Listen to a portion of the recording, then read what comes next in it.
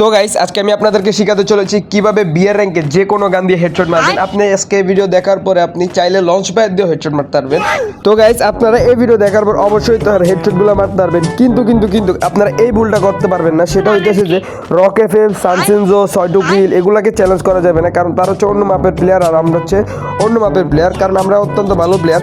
এখন আমি যে কোনো এনিমির সামনে যাই মানে একটা এন্ট্রি শট তাকে মারতে হবে, এন্ট্রি নিয়ে তাকে মারবো, কারণ এন্ট্রি ছাড়া আমি আমার কাউকে মারতে পারি না। মানে টুর্নামেন্ট প্লেয়ারদের যেমন কাস্টার না কুস্টার একটা বলে, ওইটার মাধ্যমে আমি মারবো, ঠিক আছে।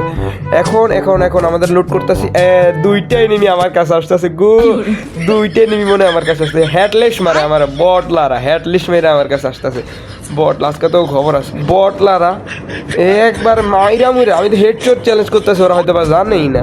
হ্যাঁ আসো না, কই তোমরা আসো, হ্যাঁ আসো নাই, আরে গুলো বেশি নিচের দিকে গোলওয়াল মেরেছে।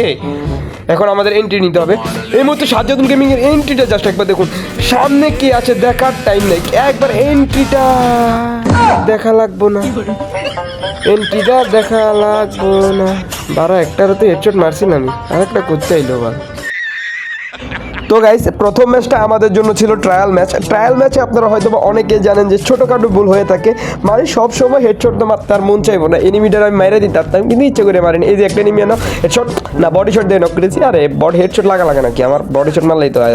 এই যে একটা এনিমি আমার ঢাকাত করার চেষ্টা, নো ওপি বডি শট মেরে দিছি। আরে সমস্যা নেই, মাঝে মাঝে বডি শট মেরে কিল করতে হয়। তবে একটা এনিমি আমাদের থেকে উপর থেকে জ্বালাইতেছিল, কিন্তু ওরে আমি হেডশট দিয়ে মারবো না, 100% গ্যারান্টি, 100% আমি 100% যদি 100% হেডশট দেন আমার নাম পাল্টায়া আমার নাম ডাইরেক্ট কেন আবার। তো এখন আমরা তারে মারমু, এটা শিওর থাকতে হবে।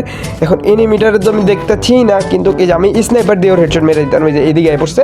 এখন জামু তারে ড্যামেজ দিমু, তো এদিকে আসছে স্নাইপার দিয়ে একটা হেডশট লাগে নাই, একটা হেডশট মারতে পারবো, একটা ড্যামেজ কঠিন লেভেল। এই যে ট্রোগন দিয়ে এখন যে হেডশট মেরে দিম, ট্রোগন দিয়ে যাই হেডশট মেরে দিম, এই যে ট্রোগন দিয়ে জামু লাগে নাই, এই যে একটা হেডশট। এর মানে কি গাইস, এখন আমি হেডশট মারতে পারিনি, এর কারণ হচ্ছে এখন দেখেন আমি তার কাছ থেকে কিভাবে হেডশট মারাটা শিখবো। এই যে সে আমার ম্যাক্স সেভেন দা গ্লোবাল ম্যাক্সে, এইভাবে মূলত আপনারা হেডশট মারতে পারবেন। শালার পুতের খেলা খেলি না, বাল খেলি। তো গাইস আপনারা হয়তো অনেকে চিন্তা করতেছেন কি রে সাজ্জাদুল গেমিং হেডশট মারা না শিখে আমাদের সাথে ছলে বলি করতেছে। এখনই আমি আপনাদের সাথে হেডশট মারা শিখিয়ে দিব। এই যে আপনারা গুলি করেন কিভাবে, এইভাবেই তো উপরের দিকে ড্র্যাগ করেন, কিন্তু এটা একটা ভুল প্রক্রিয়া, একবারে ভুল প্রক্রিয়া এটা।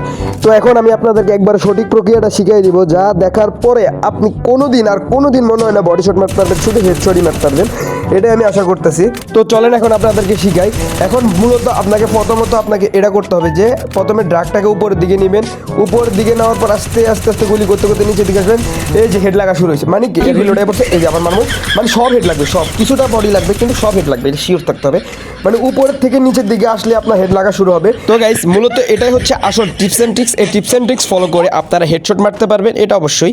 আর হ্যাঁ ভিডিওটা খারাপ লাগলে লাইক করে দিয়েন। আর হ্যাঁ আপাতত আমার আগে ধরছে, আমি যাই।